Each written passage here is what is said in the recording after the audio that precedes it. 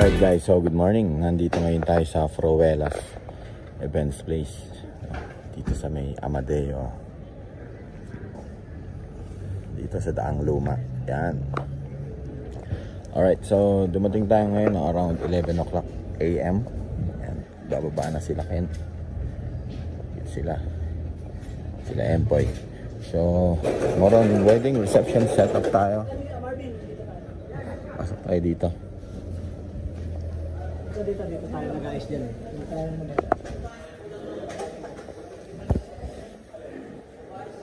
Yan. Setting events place. Okay. So, nakaset na ang mga string lights nila dito. Ayan. So, dito tayo around pwesto. Ayan. So, dito nila lalagay yung projector natin. Ito, projector natin. Meron tayong stage. Meron tayo dito magkakalawan tayong speakers. Yan, dalawang speakers, backdrop lighting, moving head beams. Yan. And then meron tayong musician mamaya. Dito natin lalagay. Musician natin. Dito daw nakapwesto. Yan. So, orga tayo. Check natin mamaya. Alright, so dito sa Fruela, no? Nandito sa likuran nila yung for ceremony. So, once na mayroon tayong nagalimbaw reception dito, ceremony nandito, almost malapit lang yung ating setup area. Yan, kaya maganda.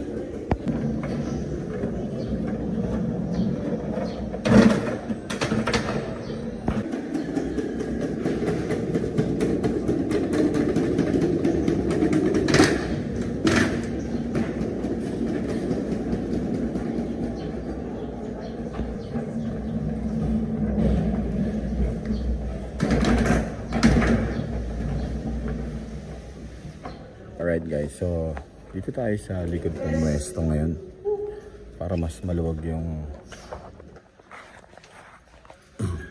area ng ating musician. Yan, so nandito ang main. Pagkapangan natin yan doon ng ating power distro. Yan, para papunta doon sa harap. Tapos yung isa dito papunta sa atin. Okay. Guys, so malapit na tayo, no? Nasa 90% na tayo. So projector natin, doon na natin nilagay. Nandito yung speaker natin, nandito sa kabila. Nandito na rin ang ating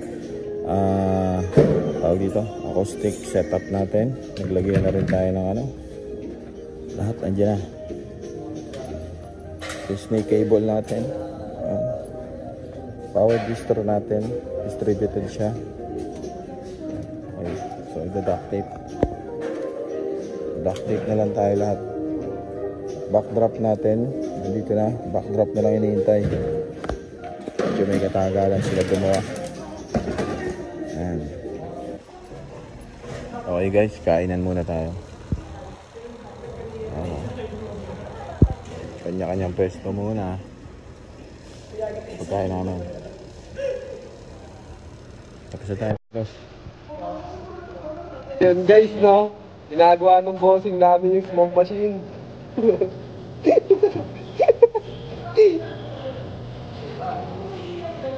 Tol, na-champion na ba si Danadan?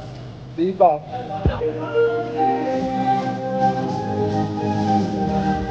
Well, alright guys. So, ito na yung naging final setup natin dito ngayon sa ating Fruelas Events Place. Yan. So, alright. Yan. So, dito muna tayo, no? So, meron tayo ditong projector setup. Yan. Yung projector natin, no? Yan. So, natin yung projector screen natin. Meron tayo dyang mid-high tsaka sub, no? Na 15. Mid-high natin is itong SL15A. Yan. Tapos, andito ang ating rocking PA. Yan. So, meron tayo ditong dalawang wireless microphone. Tapos, andito ang ating Soundcraft 16 UI, no? Yan. Kasi, meron tayo mamayang acoustic. Yan. Meron tayong dalawang moving head beams. Meron tayong backdrop lighting dyan. Tapos frontal lighting natin, yan dalawa. Meron tayong amber lights. Acoustic setup natin, meron tayo ditong yan, microphone with mic stand. Ito, meron tayo ditong lyric stand. DI box natin, 2 channel. Yan. Tapos meron tayo ditong speaker monitor. Ito, top pro natin. XCS 15. Tapos gumamit tayo dito ng ito yung gamit natin, 4 channel natin na